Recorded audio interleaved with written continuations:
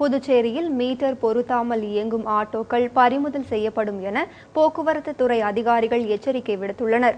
புதுச்சேரியில் மீட்டர் பொருத்தாமல் இயங்கும் ஆட்டோக்கள் அதிக கட்டணம் வசூலிப்பதாக குற்றச்சாட்டு எழுந்தது.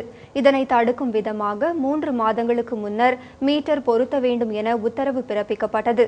இருப்பினும் பல ஆட்டோக்கள் உரிய ஆவணமின்றி மீட்டர் பொருத்தாமல் ஆட்டோக்கள் இயங்குவதாக பயணிகள் குற்றம் சாட்டியுள்ளனர். இதே நிலை தொடர்ந்தால் ஆட்டோக்கள் பறிமுதல் செய்யப்படும் என போக்குவரத்து துறை ஆணையர் சுந்தரேசன் தெரிவித்துள்ளார். போக்குவரத்து துறை துணை ஆணையர் மற்றும் ஆர்டிஓ மோட்டார் வெஹிக்கிள் இன்ஸ்பெக்டர்ஸ் அனைவருமாக மேற்கொண்ட நடவடிக்கையில் 13 ஆட்டோக்கள் தற்போது பறிமுதல் செய்யப்பட்டு வைக்கப்பட்டுள்ளன. பெரும்பாலும் மீட்டர் பொருத்தாத ஆட்டோக்கள், மீட்டர் பொருத்தி இயங்காத ஆட்டோக்கள், ஆவணம் இல்லாத ஆட்டோக்கள் என்ற வகையில் இவை மேல் நடவடிக்கை எடுக்கப்பட்டுள்ளன. 15 ஆட்டோக்களுக்கு செக் ரிப்போர்ட் கொடுக்கப்பட்டுள்ளது. இதுபோன்ற நடவடிக்கை தொடரும்.